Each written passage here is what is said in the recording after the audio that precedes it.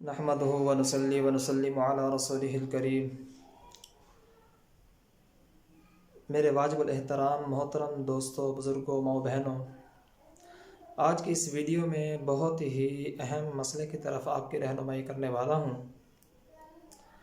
وہ یہ ہے کہ حدیث پاک کے اندر آپ صلی اللہ علیہ وسلم نے فرمایا کہ جب تم بیت الخلاء میں یعنی واش روم میں جایا کرو تو اس وقت اللہ کی پناہ میں آ جایا کرو۔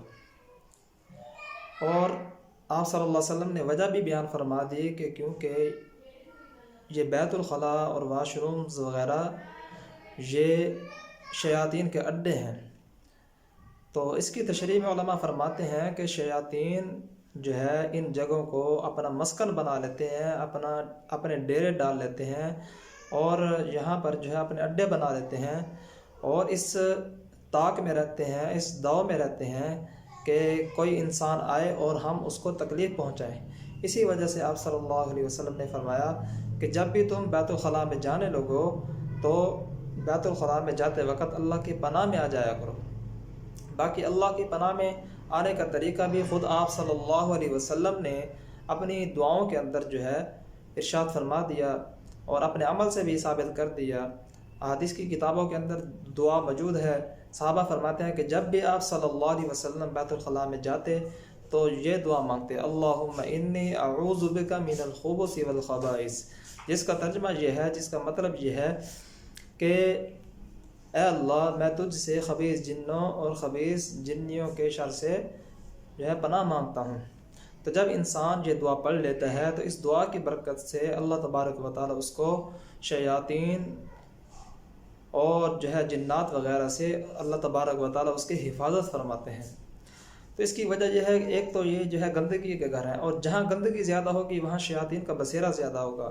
جو ویران جگہ ہوتی ہیں، گندگی والی جگہ ہوتی ہیں، وہاں شیاطین زیادہ ہوتے ہیں۔ اس لیے آپ صلی اللہ علیہ وسلم نے ہمارے فائدے کے لیے جو ہے تاکہ یہ شیاطین ہمیں ہمارے بچوں کو نقصان نہ دیں یہ ارشاد فرمایا۔ اور پھر گندگی کے علاوہ وہاں پر انسان اپنا سطر کھول کے بیٹھتا ہے۔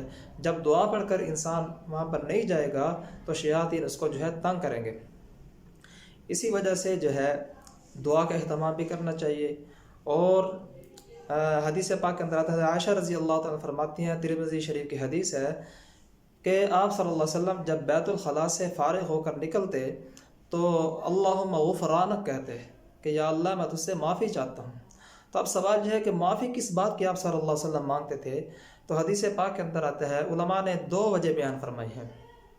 ایک وجہ تو یہ ہے کہ آپ صلی اللہ علیہ وسلم معافی اس لیے مانگتے تھے کیونکہ آپ صلی اللہ علیہ وسلم کی عادت مبارکہ تھی کہ آپ صلی اللہ علیہ وسلم ہر وقت اللہ کے ذکر میں مشغول رہتے تھے، لیکن جب بیت الخلاء میں جاتے تھے تو اللہ کے ذکر سے جو ہے منقطع ہو جاتے تھے، ذکر نہیں کر سکتے تھے، مجبوری تھی، کیونکہ بیت الخلاء کے اندر اللہ کا ذکر کرنا جو ہے گندی جگہوں کے اندر اللہ کا ذکر کرنا یہ اچھا نہیں ہے۔ تو آپ صلی اللہ علیہ وسلم اس بات پر کہ مجھ سے اللہ کا ذکر جو ہے اس حالت میں منقطع ہو گیا، میں تھوڑی دیر کے لیے اللہ کے ذکر سے جو ہے روک دیا گیا، غافل ہو گیا، تو اس غفلت پر اور اس ذکر کے چھوڑنے پر، اس افسوس پر آپ صلی اللہ علیہ وسلم ذکر کی اہمیت کو بتلانے کے لیے آپ صلی اللہ علیہ وسلم جو ہے وہ استغفار کرتے تھے۔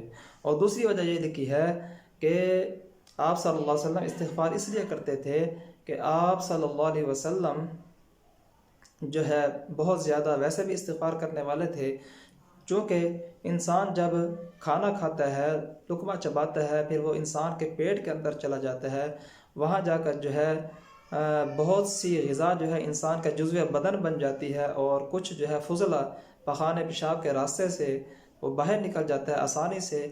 اس پر اللہ تبارک و تعالیٰ کا جتنا بھی شکر ادا کیا جائے اس نعمت پر، یہ بہت بڑی نعمت ہے، اس نعمت پر جتنا بھی شکر ادا کیا جائے وہ کم ہے۔ تو آپ صلی اللہ علیہ وسلم معافی اس بات پر مانگتے تھے کہ یا اللہ اس نعمت پر ہم جو ہے جتنا شکر ادا کرنا چاہیے تھا، جس طریقے سے شکر ادا کرنا چاہیے تھا، وہ اتنا شکر ہم ادا نہیں کر سکتے، اس طریقے سے شکر ادا نہیں کر سکتے۔ اس بات پر آپ صلی اللہ علیہ وسلم استغفار کرتے تھے کہ یا اللہ ہم تیرا شکر جیسا ادا کرنا چاہیے تھا نہیں کر سکتے، یا اللہ ہمیں معاف فرما دے۔ تو اس سے ہمیں چند باتیں معلوم ہوئیں۔ ایک تو یہ ہے کہ ہم بھی جو ہے اہتمام کریں ان دعاؤں کا، تاکہ اللہ تبارک و تعالی ہمیں ہر قسم کے سرکش شیاطین جنات سے محفوظ فرما دے۔ کیونکہ اکثر جو ہے اگر کسی کو جنات وغیرہ کا مسئلہ پیدا ہوتا ہے کسی کے ساتھ، تو بیت الخلاء، واش روم اور انہی ویران جگہوں سے ہوتا ہے۔ تو دعاؤں کے اندر جو ہے بڑی طاقت ہے، دعاؤں کے اندر بڑی طاقت ہے۔ آیت الکرسی کا اہتمام کریں، اسی طرح حفاظت کی دعاؤں کا اہتمام کریں۔ اللہ تبارک و تعالی ہم سب کی حفاظت فرمائے۔